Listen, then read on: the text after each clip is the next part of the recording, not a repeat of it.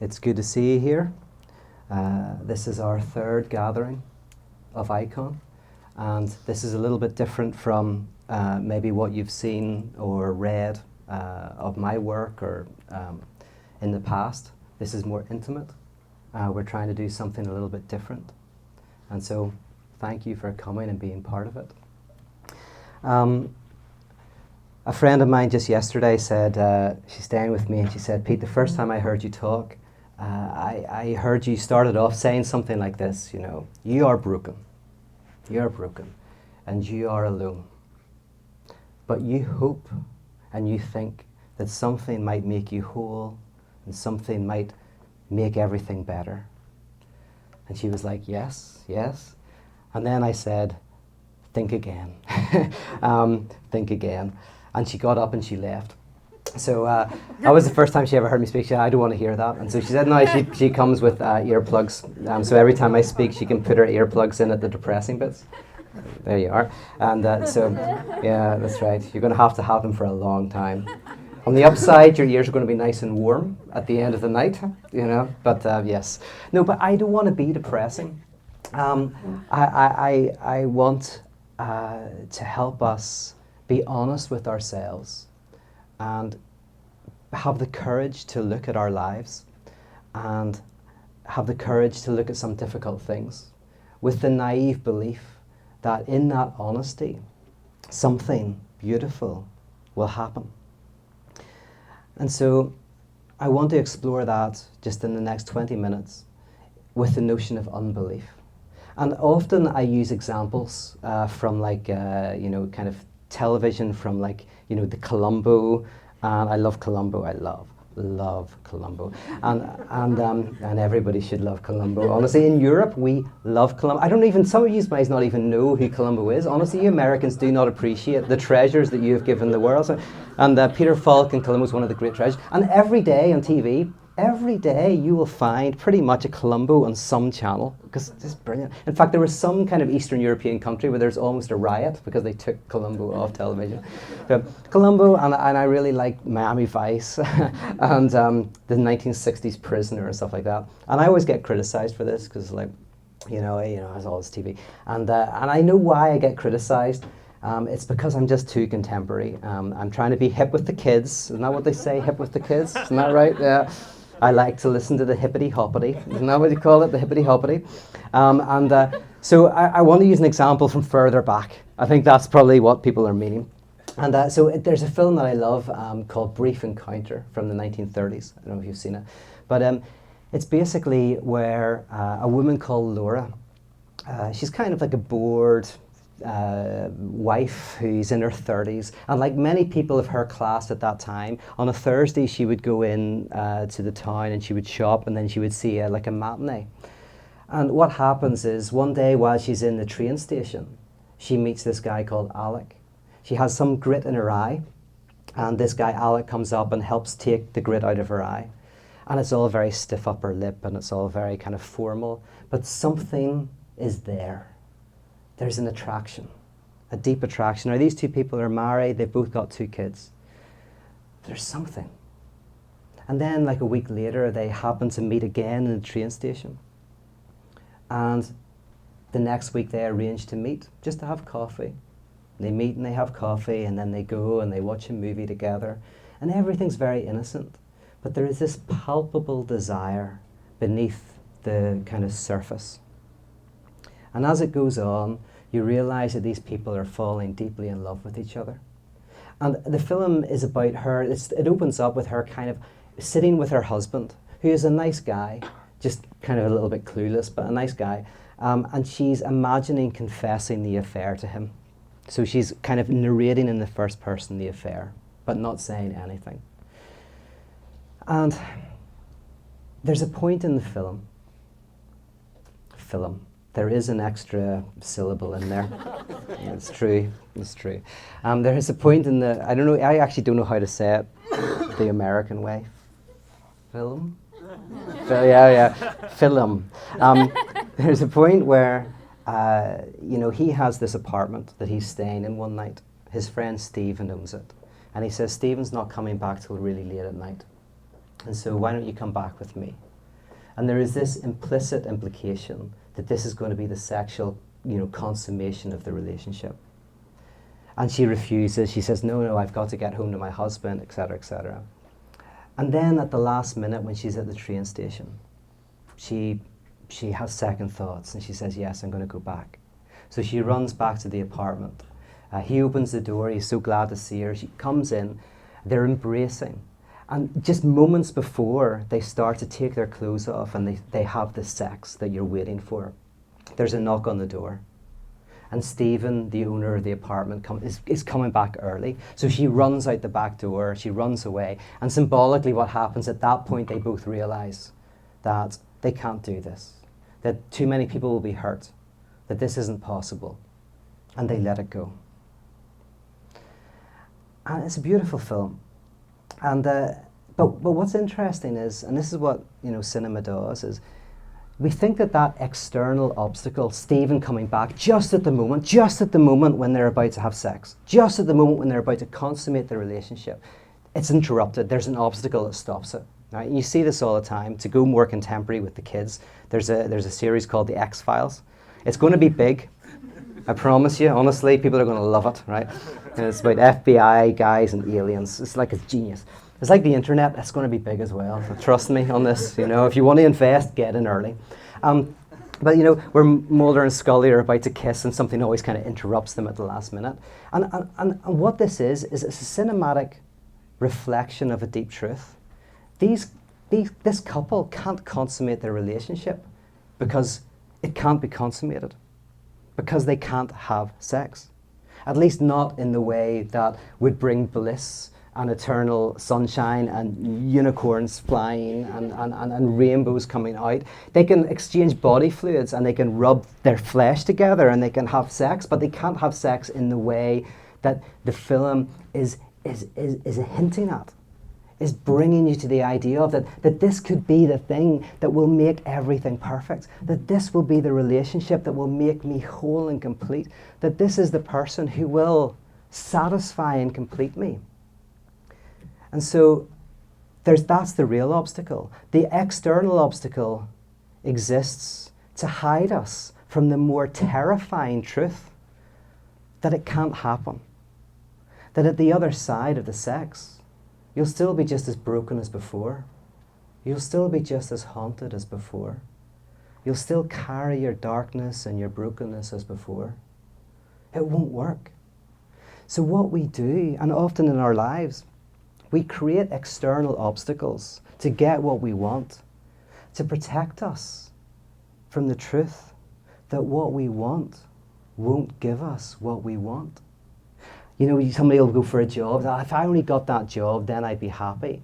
But then they never go for the interviews, or they go for the interviews and they always screw them up, right? Or, a woman saying, if only I could settle down with a guy and I'd be happy and move in with them. And yet somehow at the last moment, she always messes up. I had a friend who met the woman of his dreams. He was so happy. And it was very early stages of the relationship. And he went out and he, got off with somebody else. And in a way that was so obvious that he was going to get found out. It was obvious he was going to get found out. I'm like, why did you do that? It's like, I don't know. He sabotaged himself, right? And sometimes we do that because the external obstacle, if only I could get this, I'd be happy, prevents us from the more terrifying truth that it won't. That nothing will wipe away all of the difficulties and the sufferings and the brokenness that you carry. There's things that will make it better a little bit, but nothing will completely satisfy you and make you whole and complete. That you'll still carry that brokenness when you get the job, when you get that person, when you get that money. It doesn't change because you haven't changed. You bring yourself. And so we protect ourselves. This is called the scapegoating mechanism, and it's much easier to see when you see how it functions in relation to, we can take contemporary culture, but you look at how the Jew functions for anti-Semites. This is the obstacle. This community of people are preventing us from having balance and harmony. If we could only get rid of them, then everything would be good. And so in order to bring a certain form of solidity to the community, you have another. Something that some group of people that you have to destroy. But the problem is this: if you destroy them, you'll realize that no, you're still, what they're doing is their function is to prevent you from encountering the reality that your community is full of brokenness and fissures and difference, that the political system is problematic. So in a sense, you have to attack the other, hurt them, devastate them, but not obliterate them. Because if you obliterate them, if you take away the obstacle to what's going to make you happy, for the anti-Semite, the Jew, then you realize, oh, actually, no, it doesn't. Our community has problems that we're just trying to avoid confronting. And so either the community will disintegrate, or we'll find a new enemy to confront. You see this in the early 20th century in Russia, where the kulaks were the peasants who had a little bit of money. They didn't have a lot of money, to be honest, but they had a little bit of money. They had a little bit of farmland. And so within Leninism, they were persecuted and they were killed. These were the people who were the enemies of the true peasants, right? But they were very successful in persecuting the kulaks, right?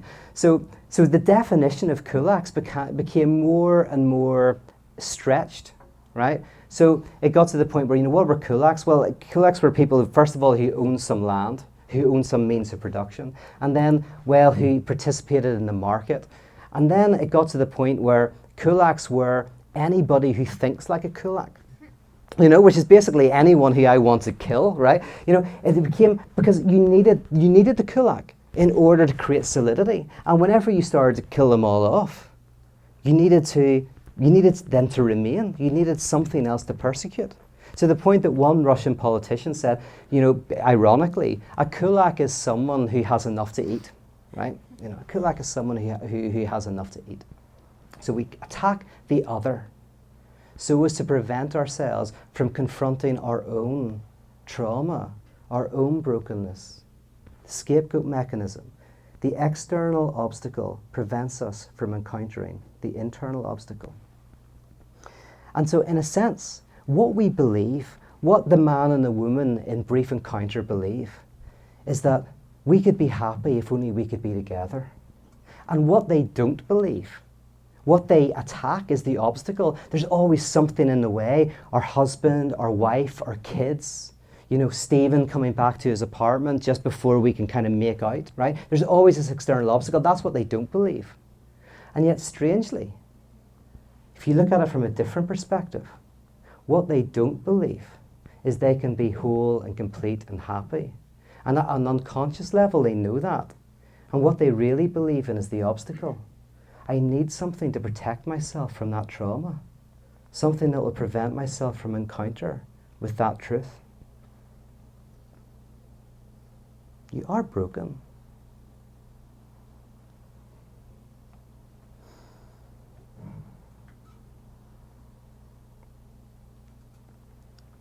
Beliefs then become a form of security blanket, a way of making us feel comfortable, a way of making us feel it's okay. There's something that will make everything good. You see this in religion, and you see in religion where someone will say, I worship this God, and that will make me happy. This church, I'll be complete. I go to Icon, and it's going to be great, right? I come to NYC. This is the answer. This is the place. The other churches were rubbish, but I think the answer's here, right? And then you come for a few months, and you realize this is crap, right? You probably realize that pretty quick, right? But then you go, well, maybe if I got involved, that would be better. Then I, get involved. Then you realize that's crap, right? You go, well, maybe if I hung around with Pete and all of that, and then he would give me the answers, and I will give you the answers for a certain amount of money. But then you realize that doesn't work. And the problem is, and this is why in organizations, often the closer you get to the center, the more cynical people are. And the more you're on the outside, the more idealistic people are. Because the closer you get to the center, the more you realize that there is no truth that's going to make you whole and complete. The people in the heart of it, they're kind of the ones who've been confronted with the truth that this is just a bit of crap. It's just an experiment, experiment. And And then they try just to make a lot of money out of it, because what else are you going to do, just enjoy yourself. But, so this lie perpetrates, and it's a lie that functions, even actually if people try not to make it happen. It's almost like we fall into it naturally. We create this lie, right? This security blanket, this blanket that becomes like a shroud that protects us, that we don't really believe. That's the interesting thing. Because what people think is unbelief is the opposite of belief. So people are like, the problem with unbelief is the opposite of belief. Unbelief stops me from believing. No. Unbelief is the very thing you need in order to continue to believe. The problem with unbelief is that it helps you believe, right? You get rid of your unbelief and you'll stop believing, right? What does that mean? Well, what does it mean? I get very confused at my own internal logic, I mean, imagine being around me. It's a horrible thought. Yeah. Well, it means that in a sense, you believe that being with this person will make you happy and complete. Having that job, having that money will make you whole. Worshipping this God will make you whole. But we create the obstacle, something that prevents us from doing it, because deep down we know that it's not completely true. We can continue to believe it as long as deep down we don't. Now, I'm going to come back to that in a second. What I want to say, actually, because this brings me back to this painting of Caravaggio, he's amazing, is the conversion of Paul. When I'm talking about the scapegoating mechanism, you see this in Paul. Paul's going around killing Christians, right? This new religious group, because they're the ones who are disrupting the peace and the harmony and the balance of the community, the Jewish community, right? For him, they're the ones who are the problem. They are the obstacle that has to be abolished in order to experience this renewed peace and balance. Instead of seeing this new nascent religious community as the symptom that is an expression of a problem within the religious community, it's seen as something that has to be destroyed in order to bring a unity to the community. But what happens if he kills everybody? What happens if he's successful and he kills every single Christian?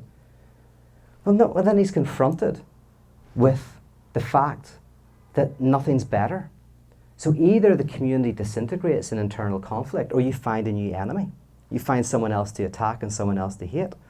By the way, that's not the problem I have actually with inviting kind of, the LGBTQ community into the church. Is often what the church does is eventually, right, after everybody's agreed that slavery is probably not a good thing, the church goes, okay, we'll let them in, right? And then when everyone kind of agrees, well, maybe actually, women are equal. Okay, we'll let them in, right? And now we're talking about kind of gays and lesbians. Okay, we'll let them in, right? The problem is the scapegoating mechanism can continue to function. What we're doing is we're just opening up the door. So what often happens is we find a new other to hate. So, for example, what we're saying to the gay and lesbian community is, come on in. I was in a progressive conference where we sat around, this is true, and we talked about how, well, yes, the monogamous, lifelong relationships, legitimated by marriage is something we want to let the gay and lesbian community be part of, right? Because that's what God wants, whatever, But then, of course, what I'm thinking is, well, what about gay and straight people who don't want to embrace a monogamous, lifelong relationship, who don't want to get married in that way? Well, they are the other. Suddenly we're othering them. So we'll just always find another other, the Muslim, the kind of the person who wants to do another different relationship configuration, whatever.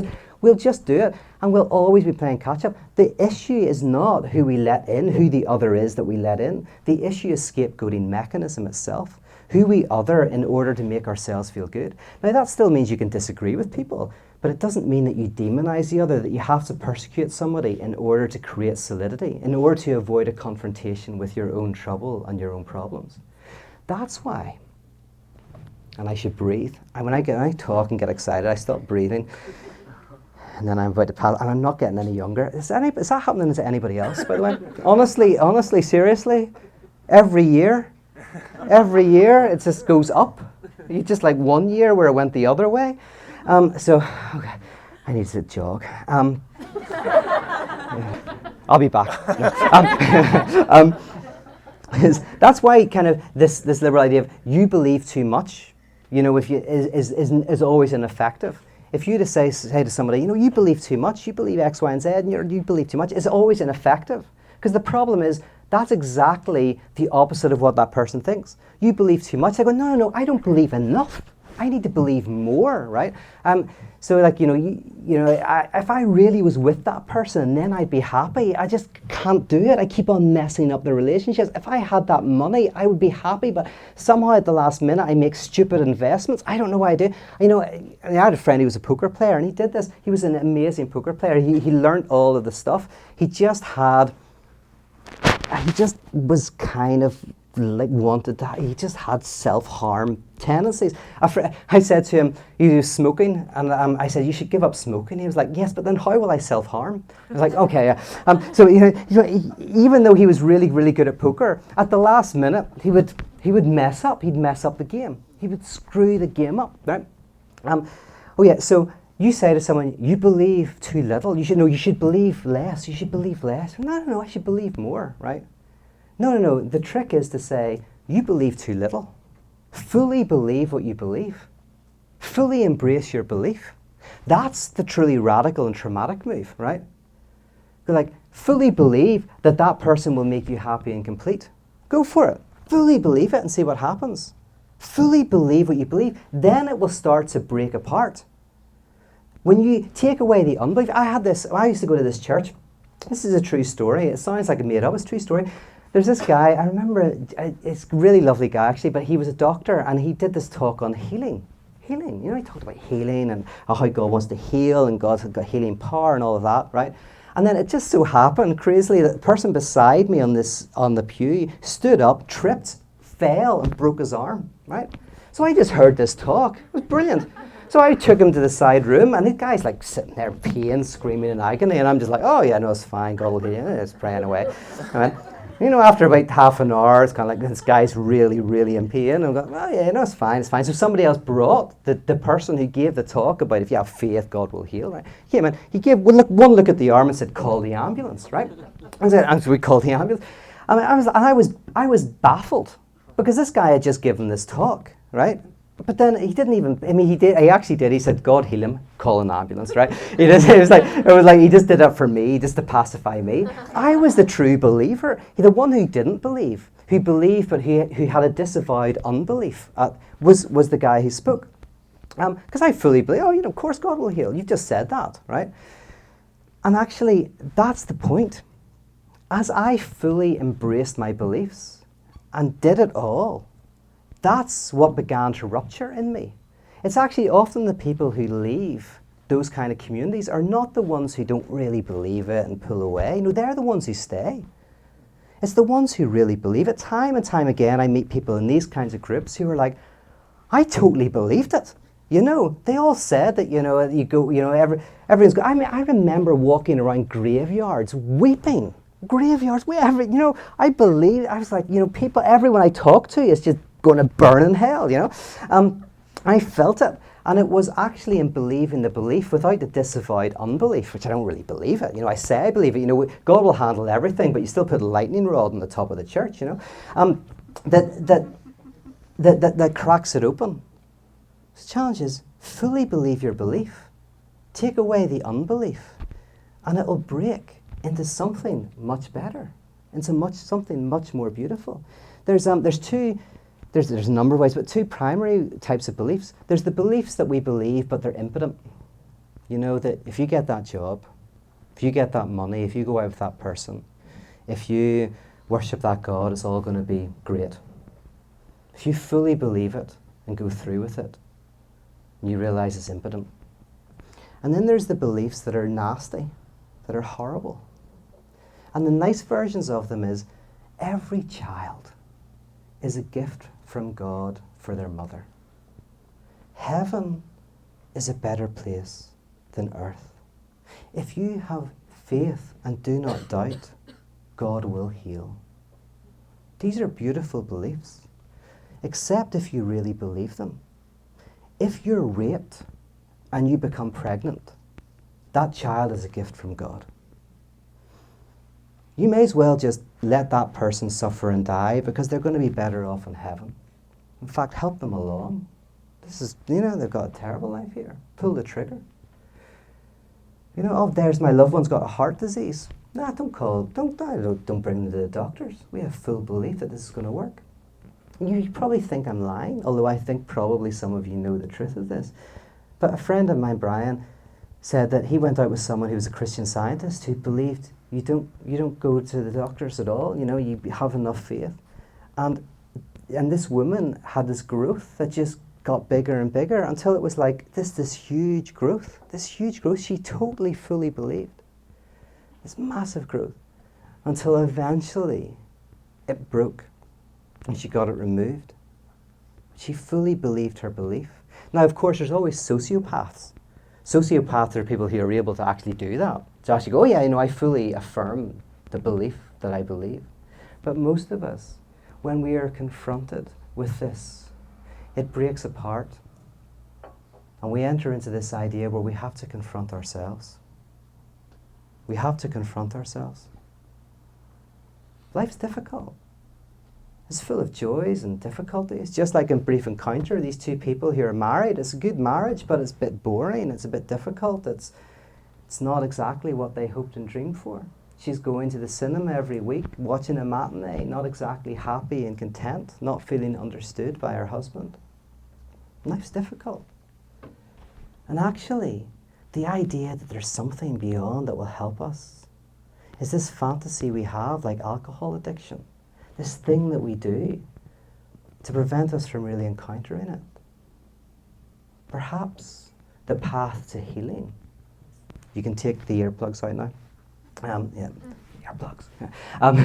The path to healing is in seeing the impotence of these beliefs, taking away the unbelief, fully confronting the belief, and then realizing, oh my goodness, that's crazy. And saying that actually, faith and life and beauty is in the midst, where we share each other's suffering. We share each other's burdens. We listen to one another. We cry together. We laugh together. We grow old together. We drink wine together. We have Eucharist together, which is what we'll be doing after this. Eucharist being the place where we are the body and blood of Christ, where we sit and have drinks together. Somebody said, that sounds kind of depressing to me once. Is that it? I don't know if I've got much else to give you. That's it. Life. I saw this poster from Promise Keepers, this group called Promise Keepers, if some of you heard it, in Australia, and it said, turning ordinary men into extraordinary guys. That was their tagline. Ordinary men into extraordinary. It's a guy thing, naked beating drums in forests, that kind of stuff. And it was like, no, I want to do the opposite. I want to turn the fantasy of being an extraordinary man and be able to embrace being an ordinary guy. Because when you go to those conferences, you feel great for a few days and you feel like you're going to transform the world and you're a warrior for Jesus, and you kind of boil yourself up for a while and all of that kind of stuff, But then you've got to make the sandwiches and go to work the next day, right? And it's like, and then you have to go back to the next conference, and that's the thing, How can I embrace the ordinary? And then if I can really embrace it, if I can really accept it, maybe I'll discover that it's extraordinary, that this is beautiful. That's what radical liturgy is. That's what parotheology is in a nutshell. Our faith lies in many things. And in many things, our faith lies. It lies in the idea that everything's going to be okay and life is just round the corner, it's all going to be perfect. Our faith lies when it says, you just achieve this, look this way, earn this thing, worship this God. Our faith lies in that. And by the way, I do this because this is me. My faith lies in these things. Our faith lies when it's like an alcohol addiction, something that prevents us from looking at the darkness. But Saul was not confronted with a revelation of light. It was a revelation of darkness. My friend Barry Taylor says this. He's from Fuller. Because he went blind. He was confronted with himself. Why do you persecute me? And one of the readings, the other people don't even hear what it's saying. This inner voice where he realizes what he's doing. He's killing people. He's destroying people. He's killing God. He's confronted with his shadow side, his brokenness. He's confronted with his beliefs without the veil of unbelief, without the security blanket. He's blinded. He doesn't eat for 3 days. It's horrific. But at the end of it, he's changed. Eventually he becomes more human and he learns to live before he dies. So where does your faith lie? Where does your faith lie? Where does your faith lie?